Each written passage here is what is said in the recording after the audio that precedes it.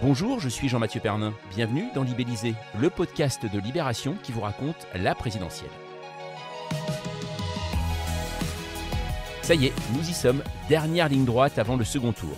Oui, parce qu'il y a déjà eu un premier tour. Je le dis parce que, vu le niveau de l'abstention, un complément d'information sur les règles du jeu ne fait jamais de mal. Le petit théâtre de la course à l'Élysée va donner des représentations encore quelques jours. Nous sommes en coulisses pour vous relater le moindre détail et vous avez l'air d'apprécier comme vous nous le dites grâce à vos messages que vous nous adressez à libellisé@libération.fr. Alors maintenant, roulement de tambour. Est-il possible qu'un nouvel épisode arrive cette semaine ? Ça vous tente ? Eh bien juste le temps d'allumer la mèche et c'est parti. Cette semaine, c'est un épisode spécial débat que nous tournons au lendemain du face-à-face entre Marine Le Pen et Emmanuel Macron. Depuis 1981 et Mitterrand-Giscard, il n'y avait pas eu de match retour entre candidats à la présidentielle. Et celui de mercredi fut long, 2h50 et 10 secondes. Une Marine Le Pen vite dépassée, un Macron vite arrogant, un programme contre programme où s'est invité Vladimir Poutine déguisé en banquier. Cela suffira-t-il pour séduire les hésitants du vote au second tour ? Les électeurs de Jean-Luc Mélenchon se sont-ils retrouvés chez un candidat ? Libellisé, épisode 12, duel Macron-Le Pen, un débat sans magie, même avec Gérard Majax. Et on va en parler avec Charlotte Chaffanjon, salut. Bonjour. Alors toi tu suis le candidat Emmanuel Macron tout au cours de cette élection, et également Tristan Berthelot, salut. Bonjour. Toi tu suis alors donc Marine Le Pen. Juste au début, on enregistre ce podcast à quelques heures après ce débat. Est-ce qu'on sait comment les équipes de campagne, qu'est-ce qu'elles pensent de la prestation de leur champion ou leur championne ? Du côté d'Emmanuel Macron, et sans surprise, ils sont satisfaits. Ils ont l'impression qu'Emmanuel Macron a fait ce qu'il fallait faire, c'est-à-dire leur projet c'était de démasquer Marine Le Pen. Donc est-ce qu'il l'a vraiment démasquée ? Je ne sais pas, mais en tout cas, elle a été en dessous de ce que ceux qui imaginaient qu'elle serait meilleure qu'il y a 5 ans pensaient. Voilà, donc il a l'impression d'avoir fait le travail. Il n'avait pas mis énormément d'attentes sur ce débat. D'abord parce que depuis 1974, jamais un débat n'a inversé une tendance. Les sondages de la veille du débat sont les mêmes le lendemain et le résultat du dimanche, c'est quand même que 4 jours plus tard et souvent, voire toujours corrélé à ces études. Donc le débat ne change rien, il sert plutôt à conforter l'opinion des personnes qui le regardent. Donc il n'avait pas des attentes immenses. Et toi, Tristan, du côté de Marine Le Pen, qu'est-ce qu'on en a pensé ? Évidemment, on est également satisfait.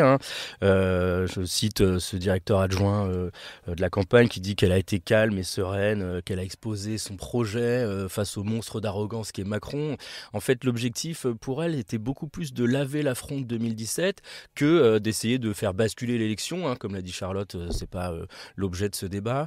Là, elle a plutôt bien réussi puisque peut-être la seule chose qu'elle a réussi dans ce débat, c'est qu'elle est restée calme tout du long, sans pouvoir montrer, comme la dernière fois en 2017, cette espèce de scène ridicule où elle avait craqué avec les mains, vous voyez, les envahisseurs dans les campagnes, voilà. Ça, elle l'a pas fait. À l'époque, les électeurs s'étaient sentis trahis, ils avaient pensé qu'elle n'était pas prête à gouverner, c'est quelque chose qu'elle a traîné comme un boulet pendant 5 ans, donc l'enjeu était quand même assez grand pour elle de rattraper cette image. D'ailleurs, on l'a vu, elle a été tout du long vraiment dans le contrôle. Là-dessus, on peut dire que c'est une réussite parce qu'elle a réussi quand même à faire montrer chez Macron une espèce d'arrogance qui a été vue en tout cas chez les électeurs qui n'attendaient que ça. Nous, on a été en reportage chez des électeurs de Marine Le Pen, chez eux, qui regardaient le débat. Et faut lire d'ailleurs ce reportage de Mathilde Frénois qui montre bien leur réaction, quoi. Ils ont été tout de suite assez véhéments. Heureusement que je ne suis pas sur le plateau, sinon je vais lui mettre une tarte, il nous prend pour des charlots, je vais lui casser la gueule, voilà. C'est ça qui est ressorti. On verra ensuite si ça paiera plus tard, quoi. Une chose tout de même à propos de Marine Le Pen, ça a commencé ce débat avec un faux départ. Directement, c'est-à-dire qu'elle a parlé sur le générique, elle était trop enthousiaste, trop excitée par l'enjeu, elle s'est dit c'est le moment, sa phrase c'était le plus grand atout de la France et son peuple, on a bien compris qu'elle l'avait préparée cette phrase. Oui, c'est ça, et puis ça l'a déstabilisée, mais c'est peut-être qu'elle attendait beaucoup trop de ce débat et donc elle a voulu se lancer tout de suite dedans. La dernière fois, en 2017 aussi, elle était commencée très rapidement sur les chapeaux de roue, un peu comme une lionne prête à mordre qui était partie comme ça. Elle était partie beaucoup trop vite par ailleurs, elle avait aussi déjà bafouillé. Elle s'est reprise ensuite, on a vu qu'elle se forçait à parler vraiment doucement, calmement, c'était peut-être ce qu'elle avait le plus préparé avec ses coachs. Alors du côté d'Emmanuel Macron, ce qui est assez marrant, c'est qu'il y a eu une petite technique, c'est en gros, je ne parle pas de mon bilan, mais plutôt celui de Marine Le Pen. C'est assez étonnant en fait. En gros, il s'y était préparé en fait quand même à ce débat. C'est pas si étonnant que ça, parce qu'il y a 5 ans, Emmanuel Macron était pour le coup quasiment inconnu, avait pas de bilan à son actif, quand bien même on peut expliquer qu'il était secrétaire général de l'Élysée, puis ministre de l'économie, il n'était quand même pas président de la République. Donc il était assez peu attaquable justement sur un éventuel bilan, ce qui était quand même cette fois-ci le risque, que Marine Le Pen pilonne sur absolument tous les points de son bilan qui ne sont pas exactement à la hauteur de ce qu'il avait annoncé. Et pour le coup, il y avait de quoi faire, quand bien même lui martèle que le chômage est au plus bas et la croissance au plus haut. Il y a quand même pas mal de choses à discuter.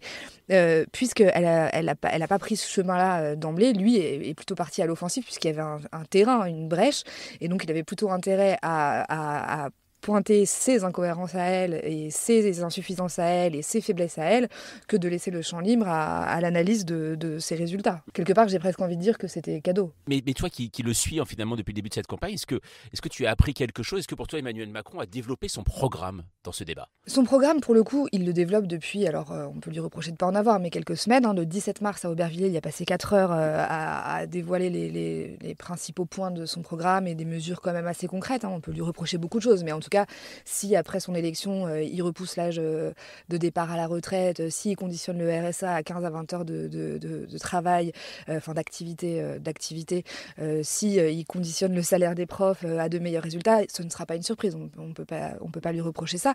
Donc il a redéroulé les mêmes points sans faire d'annonce. C'est pas le but d'un débat. J'ai pas découvert grand chose. J'ai pas été particulièrement surprise. On avait beaucoup discuté parce que c'était des discussions qu'il y avait en interne avec ses équipes avant le débat, de cette question de l'arrogance et de la condescendance qui est visiblement ce qui revient le plus dans les commentaires. Emmanuel Macron, j'ai envie de dire, est comme ça, et on l'a vu tel qu'en lui-même. Donc il a quand même essayé d'abaisser d'un niveau. On l'a vu dans la première partie du débat où il a un peu joué l'humilité en disant à Marine Le Pen à plusieurs reprises: mais oui, vous avez raison, je suis tout à fait d'accord avec vous, moi aussi c'est ce que je perçois du pays. Ce que j'écrivais dans Libération hier soir, c'est que le ton quand même flirtait entre la charité et la condescendance. C'était presque: mais oui ma grande, c'est bien, on a compris. Voilà, donc il a commencé comme ça, un peu pour faire plaisir à ses conseillers, à qui il avait dit, selon le Canard enchaîné, j'ai pas besoin de coach comportemental, arrêtez de m'ennuyer avec cette histoire de l'arrogance, je suis au courant, j'ai compris, maintenant c'est pas un cours de yoga, un débat. Donc il a quand même un peu joué le jeu un quart d'heure, et puis après, dès qu'il a vu qu'elle était pas au niveau de ce qu'on aurait pu attendre, il a redéroulé sa stratégie à lui, c'est-à-dire de faire comprendre aux Français avec son visage un peu fronçant les sourcils, etc., qu'elle n'était pas à la hauteur, en tout cas pas à sa hauteur. Mais Emmanuel Macron pense depuis 2012 globalement que personne n'est à sa hauteur. C'est ça c'est ce qui lui avait permis de se lancer dans la présidentielle en 2016. C'était la conviction que François Hollande était vraiment en dessous de ses capacités à lui.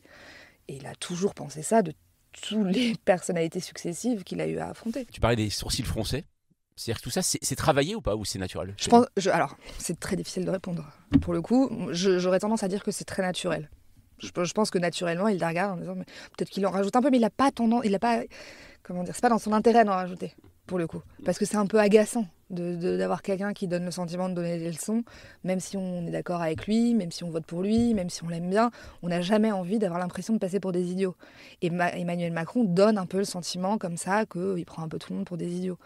Et donc c'est pas dans son intérêt, donc je pense que c'est assez spontané. Mais là pour le coup c'est vraiment un jugement qui ne se base sur aucune certitude.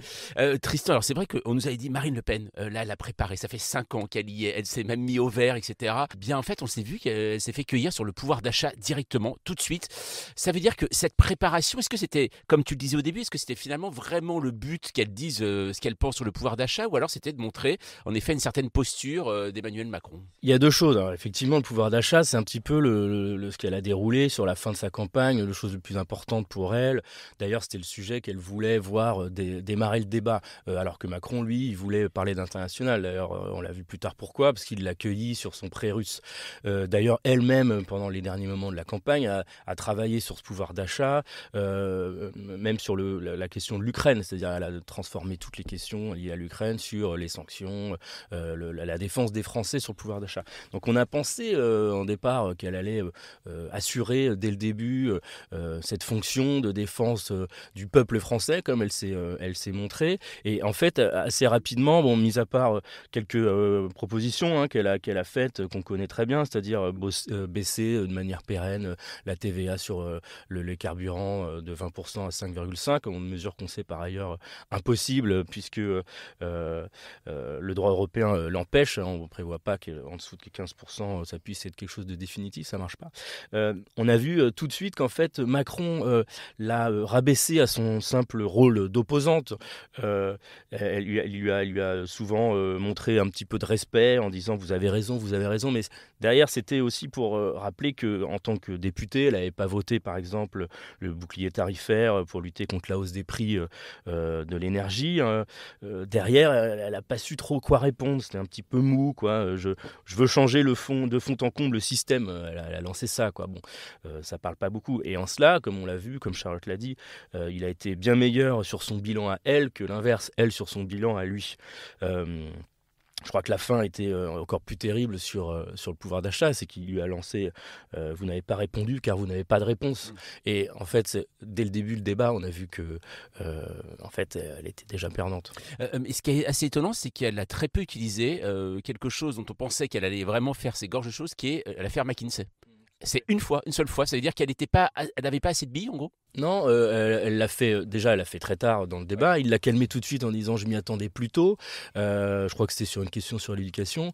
Et encore une fois, elle a voulu se montrer dans une posture un petit peu royale à la Merkel. C'est un peu ce qu'on attendait d'elle, la posture de chef d'État potentiel, c'est-à-dire dans la dignité, pas dans l'attaque systématique.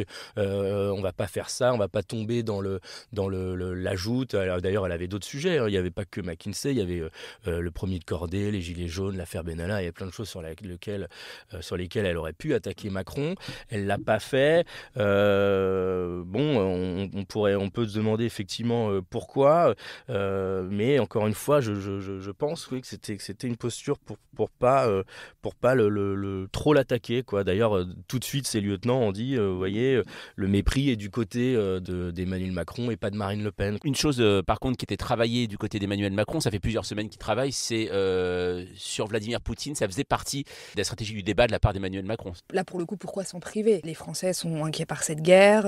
Emmanuel Macron lui-même en a fait un argument pour justifier l'absolue nécessité de sa reconduction, puisque ça fait plusieurs semaines qu'il se présente comme quasiment le faiseur de paix en Europe. Et en face de lui, il a une candidate qui, bizarrement, et je pense que ça s'analysera, alors chacun a un peu ses explications, les macronistes en ont, a moins souffert dans les sondages que Éric Zemmour, qui s'est montré en admiration totale depuis des semaines et des mois et des années pour Vladimir Poutine, et qui du coup lui a payé très cher et d'un coup l'invasion de la Russie en Ukraine. Elle, pas du tout. Donc l'explication d'un des ministres macronistes me disait c'est parce que son électorat à elle qui est plus populaire est moins intéressé par ces questions-là, est plus intéressé par les questions du quotidien, par les questions de pouvoir d'achat, alors que l'électorat d'une Valérie Pécresse ou d'un Éric Zemmour est très intéressé par la place de la France dans le concert mondial, etc. C'est leur explication. Mais du coup, évidemment qu'ils voulaient rappeler aux gens qui l'auraient oublié qu'elle était admirative de Vladimir Poutine. Et il l'a fait via un biais quand même plutôt intelligent. C'est qu'il n'a pas simplement dit vous êtes fan de Vladimir Poutine, vous l'avez rencontré en 2017, vous êtes allé chercher son onction entre les deux tours, ce qu'aucun dirigeant n'a jamais fait, ce qu'il aurait pu faire. Non, il s'est basé sur quelque chose de concret. Et d'ailleurs, il a répété à plusieurs reprises, mais moi aussi j'ai des emprunts dans cette idée de vouloir se mettre vraiment au niveau des gens. Il a quand même dit à un moment donné sur un autre sujet mais on est tous dans la vraie vie, Madame Le Pen. Bon, Emmanuel Macron n'est pas dans la vie de tout le monde, et il n'a pas les mêmes emprunts que tout le monde, les mêmes facilités et capacités de remboursement que tout le monde, et peut-être même pas les mêmes taux d'intérêt, mais en tout cas, il a joué vraiment sur cet aspect du prêt que Marine Le Pen a auprès d'une banque russe et qu'elle n'a pas fini de rembourser, parce que ça parle vraiment d'une manière extrêmement concrète à tout le monde. Effectivement, de voir de l'argent à Vladimir Poutine, personne n'en a envie.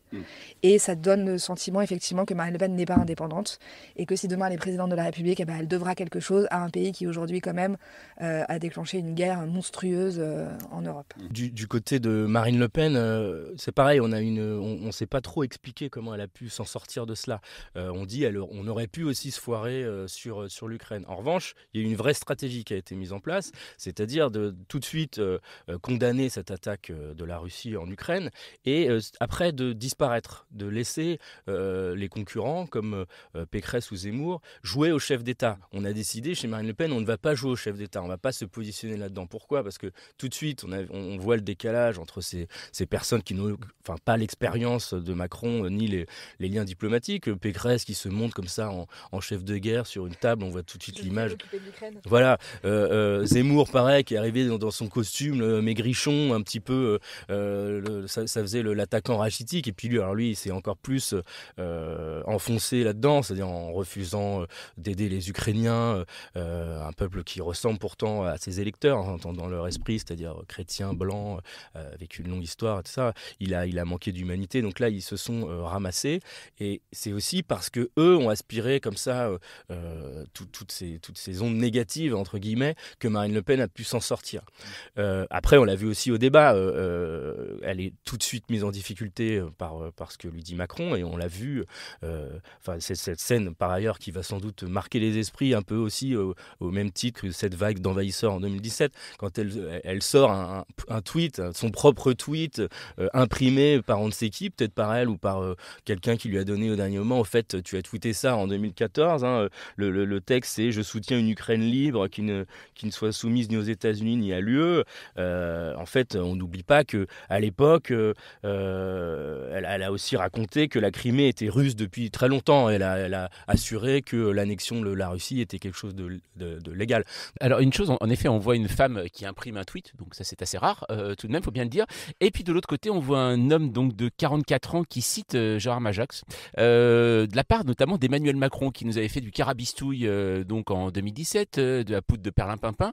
C'est très étonnant, c'est-à-dire que c'est un homme, un corps jeune avec un esprit de vieux. Emmanuel Macron, il a des références, de boomer, je sais pas comment dire, mais il est pas. Oui, bon, ça on l'a beaucoup analysé, beaucoup raconté, beaucoup écrit, mais il est je sais pas s'il faut dire qu'il est intemporel ou hors de son époque, ou dans son époque et dans d'autres. Enfin ça, bon, non, c'est pas étonnant du tout. Oui, non, parce que c'est vrai que c'était quand même une référence assez étrange, c'est vrai, à Gérard Majax. Une chose. Il y a aussi un moment, juste dans ce débat, un moment, la confrontation, là, il fallait rester jusqu'au bout sur le voile, véritablement. Alors, juste une chose, Tristan, c'est vrai qu'on a vu, là, on va revenir dans un instant juste sur la campagne entre les deux tours, on a vu quand même Marine Le Pen, alors là, qui était plus aussi à l'aise qu'avant sur cette histoire de voile. Pourquoi ça semble si compliqué pour elle, qui était avant très claire. En gros, elle veut interdire le voile sur l'espace public. Pourquoi d'un coup ça devient compliqué pour elle ? D'un coup, parce qu'elle est en finale de la présidentielle, donc il faut aussi rassembler. Son interdiction du voile est quand même une mesure qui vise les musulmans directement. Ça reste une population qui vote et donc qu'on veut aussi capter quand on veut être président de la République. Et ça a été pendant l'entre-deux tours un petit peu la position qu'elle a traînée comme un boulet, un petit peu comme sa sortie de l'euro en 2017. Alors moins fort évidemment, mais voilà, alors que ces cadres il y a quelques semaines faisaient le service après-vente de l'idée de mettre les amendes aux femmes voilées sur l'espace public, ils racontaient que c'était un marqueur islamiste au même titre que la barbe et la djellaba. Voilà, il y a eu ce reportage où on a vu cette septuagénaire qui a parlé à Marine Le Pen en lui disant qu'elle voulait le droit de porter le voile par tradition, et d'un seul coup Marine Le Pen qui change un petit peu de braquet en expliquant que la question est plus complexe. Voilà, bon, elle a quand même redit que pour elle c'était quelque chose qui était une volonté des islamistes, et en cela sa façon de dire que l'islam est compatible avec la République, mais qu'elle combat l'islamisme, et dans l'esprit de Marine Le Pen quelque chose d'assez clair. Là, il n'y a aucun problème là-dessus, mais elle a voulu aussi quand même mettre de l'eau dans son vin sur cette histoire, parce qu'elle sait que ça reste quelque chose qui va à l'encontre de l'esprit de la laïcité. D'ailleurs, Macron n'a pas du tout hésité à lui sauter à la gorge là-dessus. Il allait peut-être même un peu trop loin, mais en tout cas, il lui a dit vous allez créer une guerre civile si vous faites ça, parce que si on commence avec le voile, il faut le faire sur tous les signes religieux. C'est juste qu'il y a aussi un petit sujet avec l'électorat mélenchoniste, que Emmanuel Macron et Marine Le Pen se disputent en partie. Pour Jean-Luc Mélenchon et son électorat, cette question de la laïcité est très importante. Et donc Marine Le Pen ne peut pas tout d'un coup comme ça repousser tout le monde en étant inflexible sur ces questions-là. Et d'ailleurs, on a vu Emmanuel Macron évoluer également dans cet entre-deux tours sur la question du voile, puisque même s'il est plus ouvert que Marine Le Pen, il y a quand même au sein de son gouvernement des personnalités comme Jean-Michel Blanquer qui sont vraiment inflexibles. Et donc Emmanuel Macron était plutôt en retrait sur cette question-là. Et on l'a vu à Strasbourg croiser une femme voilée et lui dire « Ah mais c'est génial, vous êtes féministe et voilée, mais bravo, j'encourage ». Enfin, un discours. Mais si Jean-Michel Blanquer ou Aurore Berger ou Marlène Schiappa écoutaient ça, j'aurais bien aimé voir leur tête. Donc lui aussi, en fait, a joué un peu, entre guillemets, avec cette question-là dans cet entre-deux tours. À mon avis, mais ça je sais pas Tristan, c'est tous les deux uniquement liés à cette partie de l'électorat mélenchoniste. C'est le cas, Tristan, en effet, alors forcément c'est aujourd'hui l'électorat à séduire. Est-ce que entre les deux tours, est-ce qu'aujourd'hui, par exemple, toi qui as suivi Marine Le Pen, est-ce que tu as vu des signes de tentative de séduction de la part de Marine Le Pen envers l'électorat mélenchoniste? Pas vraiment. Mis à part ça, il n'y a pas eu non plus un appel du pied très très poussé pour l'électorat mélenchoniste, sans vraiment savoir pourquoi. Mais en fait, elle pouvait pas non plus changer son fusil d'épaule là-dessus. Alors bien sûr, le discours s'est fait un peu plus populiste, un peu plus anti-système, voilà. Mais l'entre-deux tours a été d'une certaine manière plutôt tourné vers la présidentialisation, voilà. Une espèce d'idée comme ça de se montrer avec plus d'atours. Alors oui, elle a aussi attaqué les médias, ça on en parlera peut-être après si on reparle du second tour, mais en fait si on doit analyser cette période, elle était plutôt ratée pour Marine Le Pen pour le coup. On a vu, il y a eu plusieurs événements, il y a eu cette conférence sur la diplomatie là où elle s'est montrée dans cette espèce de boîte blanche là dans une grande salle Élysée là du très pompeux salon Hoche à Paris. Elle était à 15 mètres des journalistes et devant la scène ressemblait à une performance artistique un peu ridicule et inquiétante, quoi, une parodie de conférence des ambassadeurs mais avec le côté glaçant des dictatures de l'Europe de l'Est, quoi, un truc flippant. Et puis bon, c'est là qu'elle a remis en cause le pacte franco-allemand. Et puis mais il y a eu cette espèce de moment étrange et très flippant où il y a eu une femme, une opposante, d'ailleurs c'était une écologiste qui a brandi cette photo, cette pancarte en forme de cœur avec Poutine et Le Pen. Elle a été plaquée au sol, immédiatement tirée par le bras, tirée au sol par un membre du service d'ordre, un mec qui s'appelle Gaulois par ailleurs, un ancien skinhead, donc tout ça ne s'invente pas. D'ailleurs, au sein du DPS, ce service d'ordre, ils ont trouvé le geste professionnellement bien, mais techniquement à chier. C'est marrant parce qu'ils ont vu ça comme ça. Et il n'y a pas eu que cet événement qui a un petit peu cassé, gratté l'entre-deux tours de Marine Le Pen. Il y a eu cette autre conférence sur la démocratie où elle a été interrogée par les journalistes sur sa façon d'empêcher l'accès à certains événements, à une presse, notamment quotidien. Et elle a dit, non, mais moi je choisis qui est journaliste ou qui ne l'est pas, quoi. Et ça fait remonter un petit peu pour tout le monde toutes les pressions que subissent la presse au contact de Marine Le Pen, les tentatives d'infléchir systématiques. Je pense que les lecteurs ont un peu plus regardé ce qui se passait sur le terrain. Et donc nous, les reportages qu'on a vus, on a été à Avignon voir ces électeurs qui étaient surexcités à l'approche du second tour, et on est tombé sur des gens extrêmement racistes, extrêmement violents. Pour en citer qu'un, il y avait Jérôme Moriès, 64 ans, un habitant du Var qui promettait un bain de sang si Macron était réélu, qui en a marre des Arabes. Il faut lui couper la tête, il faut lui couper les couilles et lui mettre dans la bouche. Voilà. Et ça, c'était pas du tout des comportements marginaux. Même ce jour-là, les gens le félicitaient pour ce qu'il disait, quoi. Donc tout ça a montré un peu ce qu'est l'extrême droite, ce qu'est Marine Le Pen, et l'entre-deux tours fonctionne pas. Et là, ça parle pas aux électeurs de Mélenchon pour le coup. Alors, on a vu aussi une chose, là on se rend compte qu'avec les enquêtes d'opinion, alors on ne connaît pas bien sûr le score de dimanche, mais selon les enquêtes d'opinion, aujourd'hui, eh bien, l'extrême droite, Marine Le Pen, risque de faire un très gros score, comme elle n'a jamais fait jusqu'à présent. Comment, du côté macroniste, on vit finalement cette fatigue du Front républicain aujourd'hui? Est-ce que finalement on l'analyse, et est-ce qu'on avait beaucoup misé dessus au départ? Emmanuel Macron lui-même a dit qu'il estimait qu'en 2017 c'était pas du Front républicain déjà, et que c'était une adhésion à sa personne. Donc à partir de là, c'est compliqué maintenant de dire que sa victoire serait uniquement le résultat du Front républicain.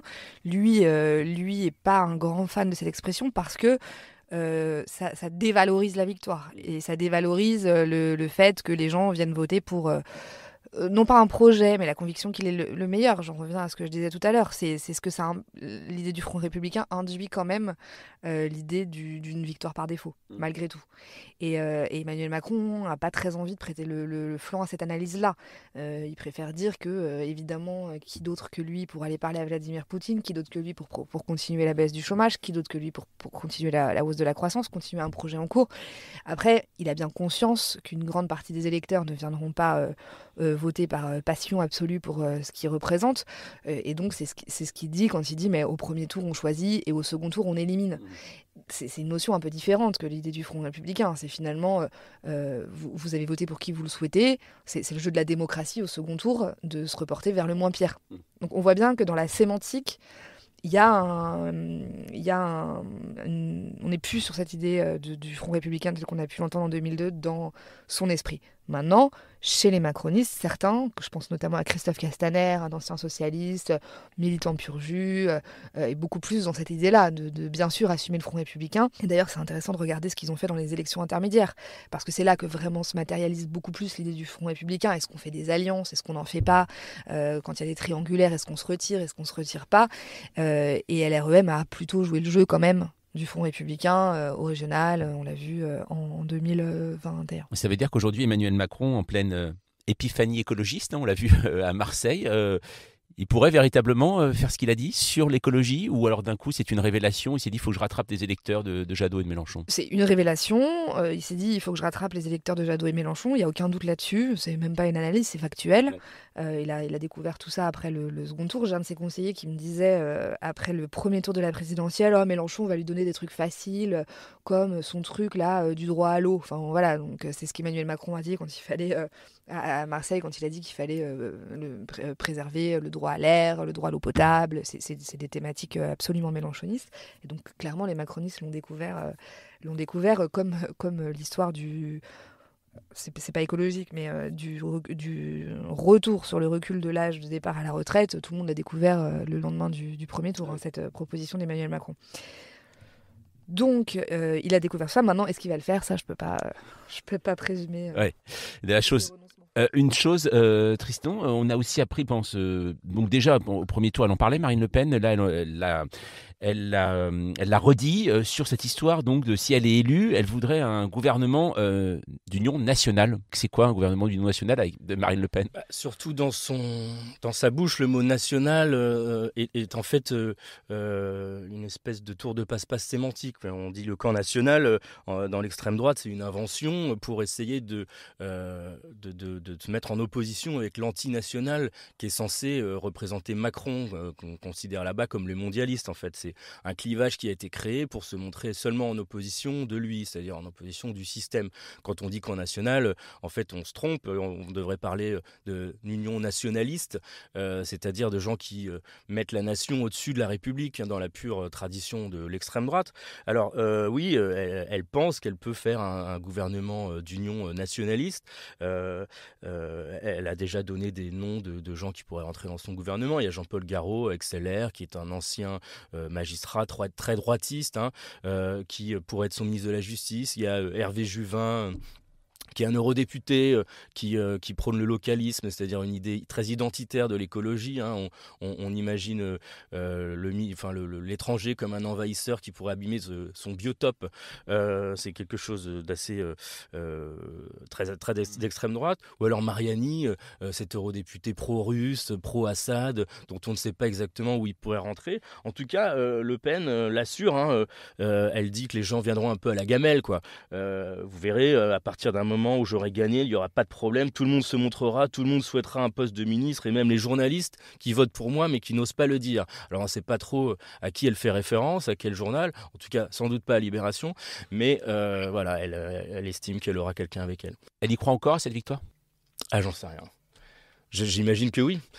Mais je sais pas. Le premier tour, en fait, elle a quand même semblé, au moment des résultats, un petit peu, alors très souriante, mais un petit peu plus abattue qu'on aurait pu l'imaginer quand même pour une seconde finale de présidentielle. C'est quand même ce qu'elle attend depuis 5 ans, en ayant fait une campagne de second tour finalement assez réussie, puisqu'elle a été cachée par Zemmour tout du long. Elle aurait pu rater là-dessus. Elle a eu quand même de la chance. Il y a eu quand même beaucoup de choses les planètes sont alignées pour elle. Mais je pense qu'elle l'espérait au dernier moment, passer devant, être en tête au premier tour, ce qui aurait un petit peu changé la donne. Là, elle a beaucoup de retard à rattraper et comme on le voit, elle commence à baisser un peu plus dans les sondages d'entre-deux tours quand Macron monte. Ça va quand même être difficile. Même son père, Jean-Marie Le Pen, dit ce scénario n'est pas le plus probable, mais il reste possible. Une dernière chose, Charlotte, comment on réagit à cet argument aussi chez les macronistes quand on dit le pays pourrait être ingouvernable par rapport finalement à des manifestations, des problèmes sociaux. Est-ce que pour eux, est-ce qu'ils l'ont intégré ça en cas de réélection d'Emmanuel Macron? Ils sont un peu divisés sur la question. Certains disent qu'ils ne croient pas au troisième tour social, c'est leur expression, parce que les Français justement sont plus fatigués et lassés qu'en colère. Et donc ça se manifeste plus par de la résignation que par des manifestations monstres. Et d'ailleurs depuis que les gilets jaunes, entre guillemets, sont rentrés chez eux, l'histoire leur donne plutôt raison. C'est vrai que la pandémie a un peu mis le quinquennat entre parenthèses, mais abattu aussi un peu tout le monde. Donc une partie pense ça, et une autre partie pense qu'il fallait faire campagne et justement être tout à fait transparent sur son programme pour l'éviter. Donc un peu plus de crainte, mais c'est pas un sujet qui les paralyse. Hein. Clairement pas, ça les empêche pas de dormir, non. D'accord, il y en a un qui les empêche de dormir ou pas? Très franchement, là, ils ont un peu enjambé ce second tour. Ils se voient vainqueurs. Donc la question... Les macronistes, là, sont très globalement dans la composition du gouvernement, la composition des cabinets, les législatives, avoir la meilleure circonscription. Je pense que leur agenda va jusqu'au second tour des législatives. Et après, on verra. C'est la fin de ce 12e épisode de Libellisé. Merci Charlotte, merci Tristan. Ce week-end, donc, on vote pour le second tour de l'élection. N'oubliez pas, c'est important. Libellisé revient lundi pour tout savoir et comprendre des résultats de cette élection et ses conséquences sur la gauche et la droite en plein chantier. À ne pas rater, d'ailleurs un conseil, vous pouvez encore vous abonner, c'est important pour revivre toute cette présidentielle. Vous pouvez le faire sur Apple Podcast, Deezer ou Podcast Addict. Si vous voulez participer, d'ailleurs on attend vos messages et notes vocales dans notre boîte mail libellisé@libération.fr. On se retrouve donc lundi prochain.